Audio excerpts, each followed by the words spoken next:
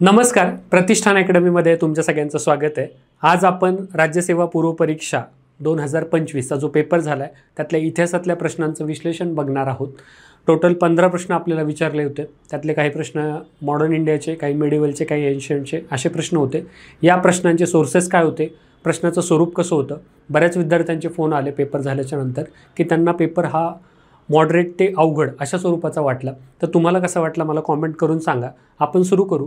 पहिला प्रश्न काय बघा, 11 एप्रिल 1942 रोजी काँग्रेस वर्किंग कमिटीने डॅश नाकारण्यासाठी ठराव पारित केला। तर ज्याचा बेसिक अभ्यास आहे आपल्याला माहिती आहे, टाईमलाईनवर आपल्याला प्रत्येक वर्षी प्रश्न येतो। तर क्रिप्स प्रस्ताव असं याचं उत्तर आहे। आपल्याला माहिती आहे की ह्याला 21 मार्च 1942 या रोजी आपल्याला हा प्रस्ताव मांडला होता। याच्यामध्ये आपल्याला डॉमिनियन स्टेटस देऊ असं ब्रिटिश सरकार म्हणलं होतं। ज्यांना बेसिक ज्यांचा अभ्यास आहे त्यांना माहिती आहे की ऑगस्ट 1940 मध्ये ऑगस्ट प्रस्ताव आला होता। त्याच्यामध्ये भारतीयांचं संविधान मान्य बनवता आलं पाहिजे हे पहिल्यांदा मान्य केलं होतं। आणि त्यानंतर हा क्रिप्स मिशन भारतामध्ये आलं होतं। हा क्रिप्स प्रस्ताव यांनी मांडला होता, आपण तो नाकारला होता। तर याचं उत्तर क्रिप्स प्रस्ताव असं आहे। तर सरळ प्रश्न होता, अवघड कॅटेगरीतला नव्हता। अलीगड योजना, कर्जन योजना, लतीफ योजना हे फारच इरलेव्हंट ऑप्शन आहेत। कर्जन वाटू शकतं पण 1942 बघितलं तर 100% नाहीच आहे, म्हणून क्रिप्स प्रस्ताव याचं उत्तर आहे। दुसरा प्रश्न काय बघा, मवाळांना शांत करण्यासाठी आणि मुस्लिमांचे समर्थन मिळवण्यासाठी इंग्रज सरकारने इंडियन काउन्सिल ॲक्ट 1909च्या द्वारे डॅश सुधारणा केल्या असं तुम्हाला विचारले। 4 ऑप्शन दिलेत।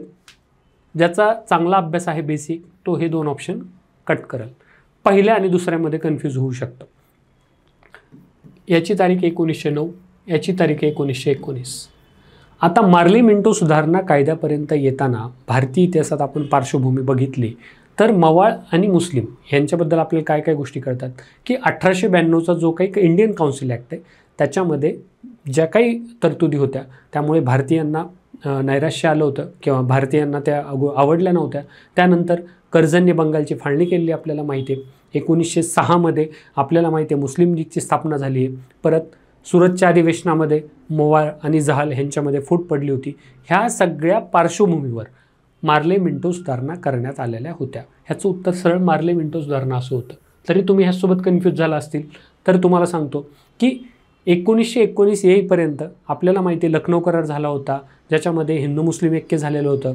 परत जहाल आणि मवाळ हे पण एकत्र आलेले होते। त्यामुळे मॉन्टेग्यू चेम्सफोर्ड सुधारणा ही बेसिक माहितीच्या आधारेच आपण कट करायला पाहिजे होतं। तर ए असं याचं उत्तर आहे। हे पहिले दोन्ही प्रश्न सोप्या कॅटेगरीतले, तुम्ही कुठलेही नोट्स वापरत असाल त्यात तुम्हाला इझिली सापडले असतात। 3 नंबरचा प्रश्न काय बघा, सुधारकांना आपले आई वडील, पत्नी, मुली आणि देशबांधव अशा सर्व निकटवर्तीयांचा विरोध पत्करून जगण्याचा प्रवास करावा लागतो हे सांगणारे वामनराव माधवराव कोलटकर हे समाज सुधारक डॅश येथील होते। ठीक आहे, आपल्याला वामनराव माधवराव कोलटकर हे नाव माहीत नसतं। बऱ्याच विद्यार्थ्यांचं असं झालं पेपरमध्ये गेल्यावर हे नाव पहिल्यांदा वाचलं। अ.ब. कोलटकर नाव आपण वाचलेलं असतं।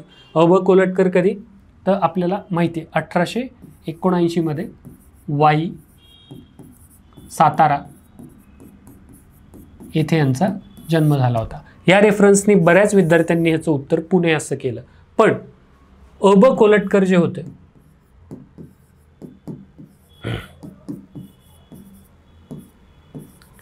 यांचे जे बळवंत कोलटकर हे जे त्यांनी नाव लावलेलं होतं हे त्यांच्या चुलत्याचं नाव होतं। त्यांच्या काकांनी त्यांचा सांभाळ केला त्यामुळे लावलेलं नाव होतं।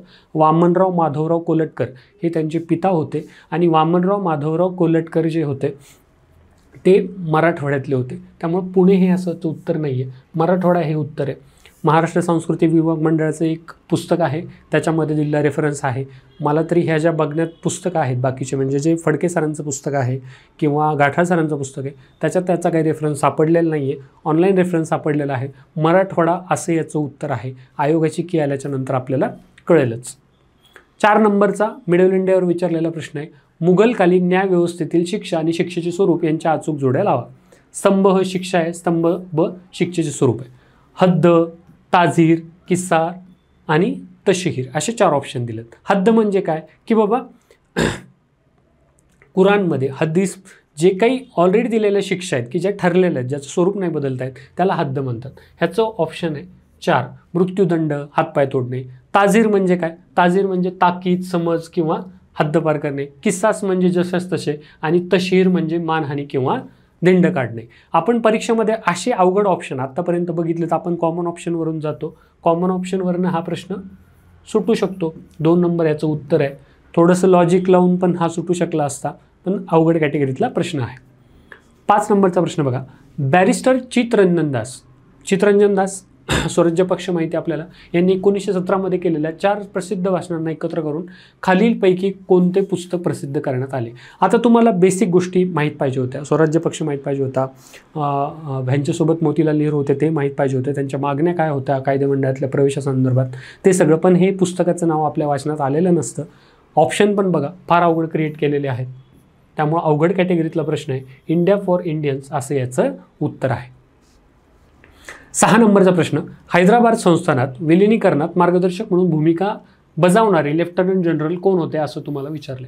गाठाळ सरांच्या पुस्तकामध्ये याचा रेफरन्स आहे आणि इन जनरल बऱ्याचशा पुस्तकात हा रेफरन्स सापडतो. राजेंद्र सिंह असं उत्तर आहे. आपल्याला पार्श्वभूमीचं माहिती असेल तर माहिती आहे, स्वामीजी दिल्लीला गेले होते आणि हैदराबादल्या रजाकारांचा जो अमानुष छळ होता, ज्या निष्पाप लोकांच्या हत्या केल्या जायच्या, त्याची सगळी व्यथा त्यांनी दिल्लीमध्ये मांडली. काँग्रेसच्या लोकांनाही ही पटली आणि ऑपरेशन पोलो लॉन्च केलं. 13 सप्टेंबर ते 17 सप्टेंबर 1948 हे ऑपरेशन लॉन्च केलं होतं. त्याचे प्रमुख राजेंद्र सिंह होते. तेच विचारलं भूमिका बजावणारे लेफ्टनंट जनरल कोण होते असं तुम्हाला विचारलं, आणि त्याच्यानंतरचं हैदराबादचं विलिनीकरण झालेलं तुम्हाला माहितीच असतं.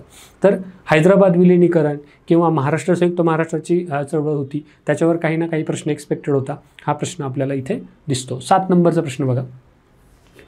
मुघल बादशाह अकबराने इसवी सन 1584 खाने खानान ही पदवी कोणाला दिली होती असं विचारलं आहे. मुघल बादशाह अकबर ह्याच्यावर आपण प्रश्न बनवला होता टेस्ट सिरीजमध्ये. नवरत्न जो त्याचा दरबार त्याच्यावर आपल्याला माहिती काही ना काहीतरी प्रश्न येणार होता. त्याच स्वरूपाचा प्रश्न आपण टेस्ट सिरीजमध्ये बनवला होता. त्याच्यामध्ये कोण कोण होतं त्या नवरत्नामध्ये तुम्हाला माहिती आहे, मुल्ला दो प्याजा होता, तानसेन होता, परत हा अब्दुल रहीम खान पण होता. तर यालाच खाने खानान ही पदवी देण्यात आली होती. आता हा प्रश्न पण तुम्हाला लुसेंटमधनं फार इझिली सापडतो. लुसेंट हिंदीमध्ये पण अवेलेबल आहे. या लुसेंटमधनं आजच्या परीक्षेमध्ये 4 प्रश्न आलेले होते. एक 40च पानं आहेत एन्शियंट मिडिवलचे. ते जर नीट केले असते तरी पण तुम्हाला हा प्रश्न सापडला असता. बॉक्समध्ये दिलेला आहे बघा. मी प्रत्येकाचे सोर्सेस पण सांगतो की जेणेकरून तुम्हाला अभ्यासाबद्दल क्लिअरिटी आली पाहिजे. भविष्यातही कुठली परीक्षा देणार असाल तर आयोग काहीही विचारत नाही. 1 किंवा 2 प्रश्न थोडेसे आउट ऑफ द बॉक्स असतात, ते पण यदी फडके सरांच्या पुस्तकामध्ये सापडतात आपल्याला, आणि ते वाचणं पण खूप अवघड आहे पानांची संख्या खूप असल्यामुळं.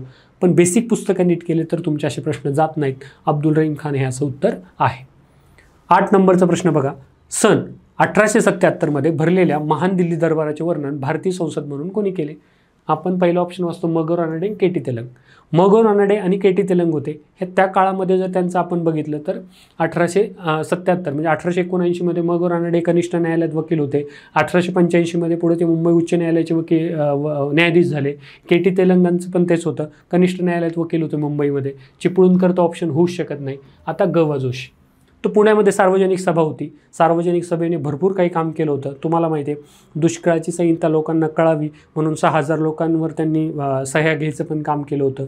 ह्याच सार्वजनिक सभेने काय केलं की जी राणी होती, जिचा महान दिल्ली दरबार भरला होता, त्या राणीला एक पत्रक द्यायचं होतं, म्हणून त्यांच्या साईडनी एक कोणीतरी त्यांना प्रतिनिधी पाठवायचा होता. ते प्रतिनिधी ग.वा. जोशी होते. हे स्वतः हाताने शिवलेला पोशाख करून तिथे गेले आणि त्यांनी राणीसमोर एक त्यांच्या पत्रकामध्ये एक अर्ज म्हणजे एक विनंती मांडली की त्याच्यामध्ये त्यांनी म्हटले होते की ब्रिटिशांप्रमाणे आम्हाला राजकीय आणि सांस्कृतिक समानता द्या, असं त्या पत्रकामध्ये लिहिलेलं होतं. असा हा पुणे सार्वजनिक सभा आणि ग.वा. जोशी याच्या संबंधित हा प्रश्न होता. सिंपल प्रश्न होता, ज्याचा अभ्यास आहे त्याला सिंपलच वाटणार होता. आणि हे 2 ऑप्शन तर नाहीच आहे, हे पण नाही, ग.वा. जोशी याचं उत्तर आहे. पुढचा प्रश्न बघा 9 नंबरचा. दिवाने अमीर-ए-कोही नावाचे स्वतंत्र खाते कोणी स्थापन केले. बघा हा जवळपास 3रा प्रश्न असेल. डायरेक्ट लुसेंट हिंदीमध्ये पण आहे. हिंदीमध्ये पण ते 40 पानं 50 पानं जे काय ते आहे. तुम्हाला माहिती आहे जे महत्त्वाचे रिफॉर्म आहेत ते MBT म्हणजे मोहम्मद बिन तुगलकाच्या नावावर आहेत. अलाउद्दीन खिलजीवर आपल्याला पहिले प्रश्न येऊन गेला आहे अमीर खुसरोसोबत. मग सल्तनतच्या आजूबाजूला आपण करून ठेवायला पाहिजे होतं. मोहम्मद बिन तुगलक याने दिवाने अमीर कोही म्हणजे 37 स्वतंत्र खातं तयार केलेलं आहे. ठीक आहे. जातीभेद विवेक सार हे पुस्तक डॅश यांनी लिहिले. आता सत्यशोधक समाजाचे मित्र म्हणून कोण, तुकाराम तात्या पडवळ आपल्याला माहिती आहे ह्यांचं नाव आहे. हे PYQ आहे आयोगाचं. ज्यांनी PYQ नीट अभ्यास केलेत त्याला माहिती आहे याचं उत्तर हे आहे. काही विद्यार्थी याच्यामध्ये कन्फ्यूज होऊ शकतात महात्मा ज्योतिबा फुले आणि तुकाराम तात्या पडवळमध्ये, पण तुकाराम तात्या पडवळ याचं उत्तर आहे. हे जे पुस्तक होतं जाती भेद विवेक सार, याची जी सेकंड किंवा दुसरी आवृत्ती होती त्या आवृत्तीचा खर्च महात्मा ज्योतिबा फुले यांनी केला होता. 11वा प्रश्न बघा, थोडासा ट्रिकी प्रश्न आहे पण सोपा प्रश्न आहे. पंचशील तत्वांचा पुरस्कार प्रथम भारत व चीन या देशांनी केला तेव्हा भारताचे पंतप्रधान व चीनचे पंतप्रधान कोण होते? आता ह्याला चीनचे पंतप्रधान म्हणत नाही, ह्याला चीनचे प्रीमियर म्हणतात. तर चीनचे प्रीमियर कोण होते? झोऊ एनलाय. इथं चाऊ झाले, हे झोऊ आहे, झोऊ एनलाय होते. पंडित नेहरू, सनेत सेन. सनेत सेन तर 100% नाही, ज्यांचा अभ्यास असतो त्यांना माहिती आहे. 1925 ते मृत्युमुखी पावले होते. 1911 त्यांनी पहिल्यांदा चीनमध्ये स्वतःच्या हातात कंट्रोल घेतला होता. इंदिरा गांधी तर 100% नाही आहे. माओ होता, पण मी तेच आत्ता सांगितलं की माओ होते पण ते पंतप्रधान पद असं तिथं जे चीनचं प्रीमियर जे होतं त्याचे ते प्रमुख नव्हते. त्यामुळे ह्याचं उत्तर फक्त असं असणार आहे. तर 11वेचं उत्तर आपण फक्त 4 नंबरचं आहे. आता विधवा 12 नंबरचा प्रश्न बघा. विधवा वपन अनाचार हे पुस्तक डॅश यांनी लिहिले. 4 ऑप्शन आहेत. बाळशास्त्री जांभेकर 100% नाही. गोपाळ गणेश आगरकर काही विद्यार्थ्यांना वाटू शकतं, हे साईडला ठेवू आपण. विष्णू शास्त्री पंडित बऱ्याच विद्यार्थ्यांना वाटलं. तर बरोबर आहे, विष्णू शास्त्री आपल्याला माहिती आहे महाराष्ट्राचे ईश्वरचंद्र विद्यासागर म्हणतो आपण त्यांना. त्यांनी विधवा विवाह नावाचं एक पुस्तक होतं, विधवा विवाह.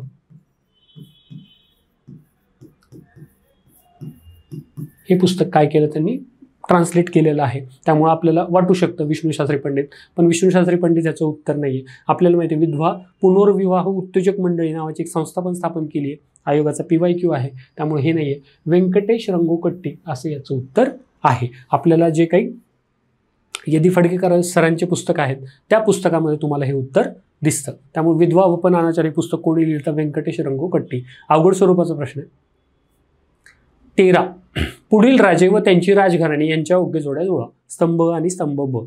अपराजित पल्लव, आदित्यवन चोळ, विजयालय चोळ राजघराण्याचा संस्थापक आणि भोज एक गुर्जर. तर सरळ जोड्या दिलेल्या आहेत. कॉमन ऑप्शननी पण उत्तर येत आहे. आणखी कुठे आहे का कॉमन ऑप्शन? यस, इकडे 2 नंबर याचं उत्तर आहे. पण अभ्यासाचा भाग आहे. राजे आणि राजघराणे प्रत्येक वेळेस परीक्षेत विचारतात. हे पहिले 3 आहेत. आपल्याला माहिती आहे हे पहिले 3 कुठले? दक्षिणेकडील प्रमुख आहेत. परत आपल्याला गुर्जर प्रतिहार माहिती असतात, त्यांचा भोजवन, आपल्याला मिहिर भोजचं नाव आपण ऐकलेलं असतं.